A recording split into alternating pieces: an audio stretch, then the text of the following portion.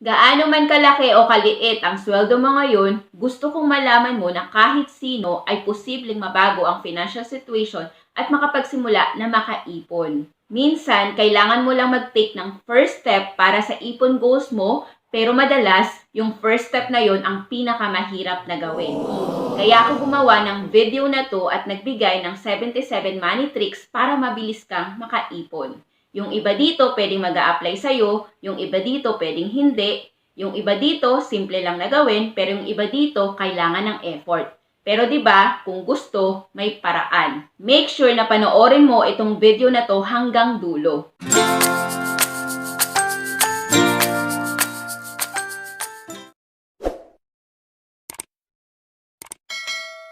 Hello guys! Hello dreamers! Welcome back sa aking channel. Kung first time mo napapanood itong video na to, ako nga po pala si Sembrano. Dati akong accountant na ngayon ay isang online entrepreneur and online financial educator. Dito sa channel ko, nagbibigay po ako ng money tips para sa mga gustong magkaroon ng financial freedom sa lalong madaling panahon at online business tips para naman sa gustong matuto kung paano sila pwedeng kumita kahit nasa bahay lang tulad ko para magkaroon ng time freedom and to create a life that they love. After watching this video, make sure na panoorin mo itong playlist na ilalagay ko dito sa screen.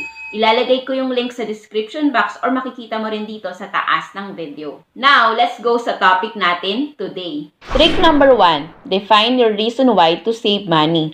Pagod ka na magtrabaho, ayaw mo nang kinakapos lagi ang sweldo, gusto mo mag-retire ng maaga. Mas madali ka makakaipon kung motivated ka na gawin ito. Ano mga dahilan mo? Define and write your reason why, makakatulong yan sa'yo na makapagsimula na makaipon. Panoorin mo video ko about simple trick para madaling makaipon. In-explain ko yan further sa video na yun. Trick number 2, master the 30-day rule. Iwasan mo ang instant gratification. Bago bumili ng bagong cellphone, damit o sapatos, mag-antay ka muna ng 30 days, saka ka mag-decide na bumili para masigurado mo kung karapat-dapat mo ba yung bilhin. Imagine, simply by waiting, makakasave ka ng pera. Trick number 3, keep a grocery list and stick to it. Isa to sa pinaka-importanting practice na ginagawa mo kung gusto mong makaipon. Hindi lang masisave ang pera mo from buying things na hindi mo kailangan, makakasave ka din ng oras kasi hindi ka pa ikot-ikot sa supermarket. Kapag may listahan ka, maiiwasan mo ang pagbili ng pagkain na masasayang lang. Trick number 4, turn off television. Alam mo benefit sa makukuha mo pag ginawa mo to? Siyempre, makakaiwas ka sa mga advertisements, mababang electric bill at mas may time ka to focus sa ibang makabuluhan na bagay tulad ng pagkakaroon ng sideline. Kikita ka pa. Trick number 5, repair clothes instead of buying new. Instead na bumili ng bago, kung kaya pa namang i-repair ang pantalon na may konting butas or mancha, gawin mo. Maging creative ka lang or pwede mong i-recycle kesa itapon agad. Trick number 6, mag-set ng timeline to reach your saving goals. Minsan, kaya di nakakaipon ay dahil di ka nagsiset ng timeline sa mga ipon goals mo. Makakatulong na mabilis ka makaipon kung magsiset ka ng target date kung kailan mo sisimulan ang pag-create ng emergency fund or pagkuha ng long-term healthcare. Ano man niyang ipon goals mo, importante ang timeline. Trick number 7, clean out your cabinet. Check mo laman ang cabinet mo. Sigurado ako, marami ka makikitang damit na di mo na ginagamit ng matagal. Pwede mo yang ibenta o i-donate. Aside sa extra income, mababawasan din ang oras mo sa pagpili ng susuotin na damit. Save din sa oras, di ba? Trick number 8, drink more water. Hindi lang benefit sa health ang pag-inom ng more water.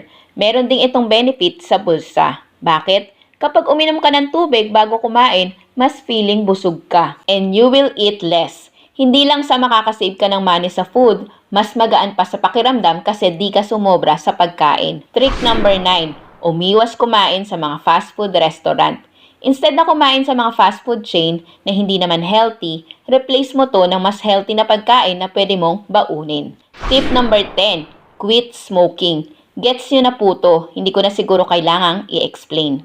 Trick number 11, reprogram your money mindset. Isa sa major reasons bakit di nakakaipon ay dahil sa money blocks. Panoorin mo video ko about top 5 mindsets that will keep you poor.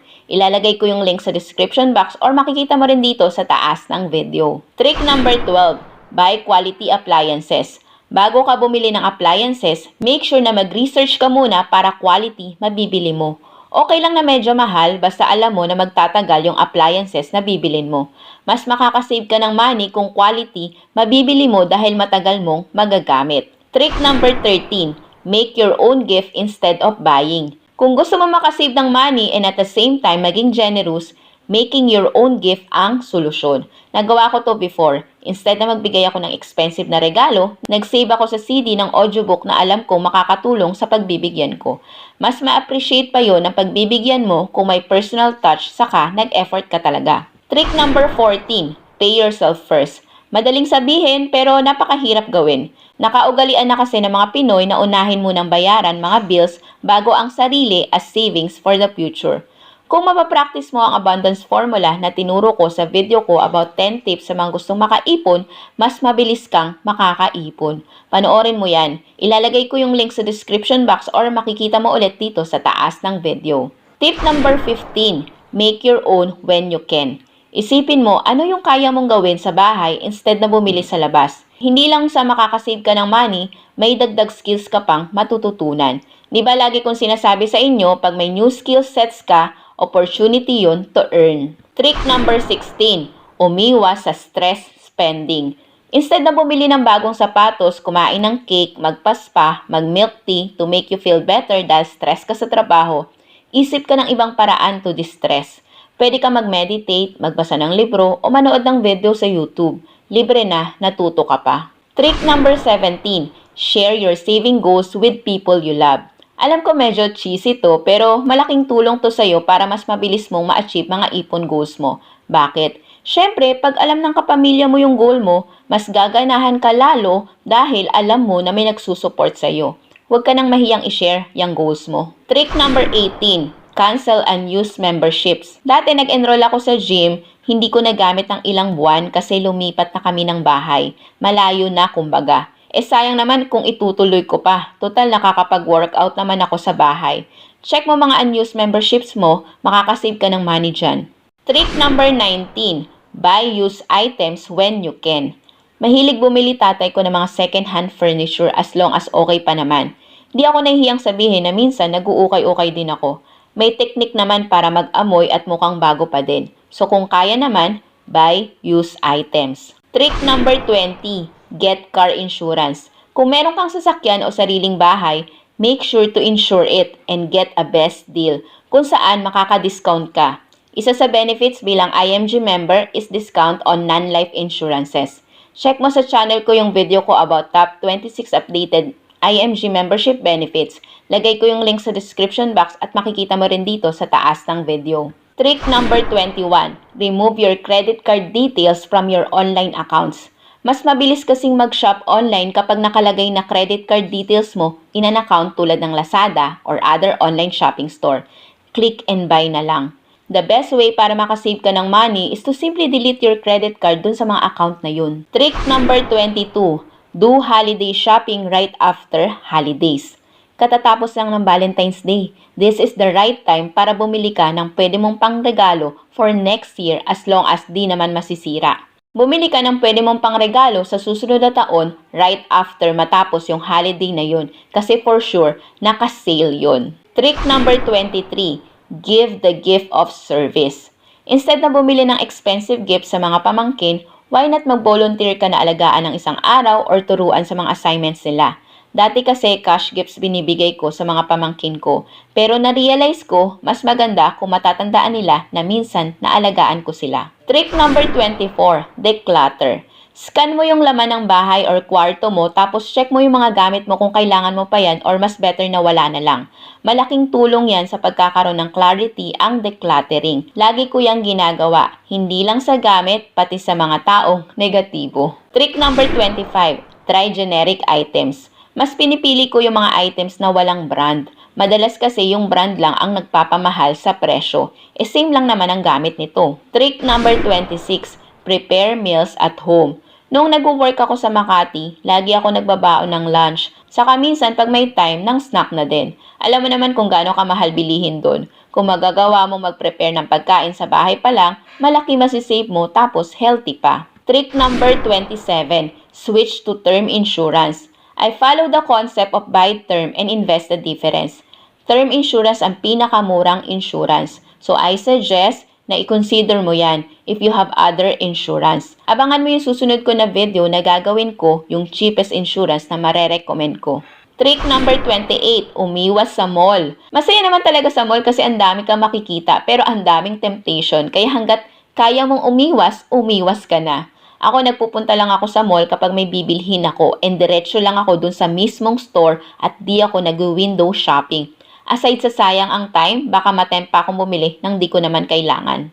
Trick number 29, master the 10-second rule. Bago mo ilagay sa basket yung damit na nakita mo at tumiretso agad sa cashier, stop for 10 seconds tapos tanungin mo sarili mo, bakit mo to bibilhin? At kung need mo ba to or want lang. Kung di naman justifiable yung reason mo, balik mo na lang yan at huwag mo nang bilhin. Master mo itong 10-second rule. Trick number 30, paupahan yung unused space sa bahay. Kung medyo malaki yung bahay mo at meron pang unused space, paupahan mo para may extra income ka kahit papano at dagdag din yan sa masisave mo na pera. Trick number 31, gumawa ng visual reminder ng mga utang. Kung meron kang utang ngayon, gawa ka ng visual reminder ng progress ng mga utang mo para ma-inspire ka to work hard hanggang mabayaran mo lahat. Medyo masakit sa mata pero use it as a motivation para later on makasimula ka ng makaipon. Trick number 32, mag-almusal. Pinaka-importanting meal sa lahat is breakfast. If you eat your breakfast, di ka gutom na gutom pag lunch at di ka mapapasobra sa gastos. Simple lang pero malaki ang impact nito saka mas productive ka sa umaga kung may energy ka. Trick number 33, don't waste leftovers. As long as okay pa yung food, pwede mong gamitin yung tirang pagkain as a new dish. Tulad ng paksiw na gulunggong, masarap din yun iprito after kung nagsawa ka na kaysa itapon, di ba? Trick number 34, magbaon ng lunch. Instead na kumain sa labas during lunch, ugaliin mo magbaon na lang. Kung di man everyday, at least magawa mo twice or thrice a week. Makakasave ka din kahit papano sa gastos mo sa pagkain. Trick number 35, ask for help and encouragement from your support group. Kapag pakiramdam mo parang walang improvement mga ginagawa mo, try to reach out help from your family, partner, and friends and ask for encouragement to inspire you to keep going.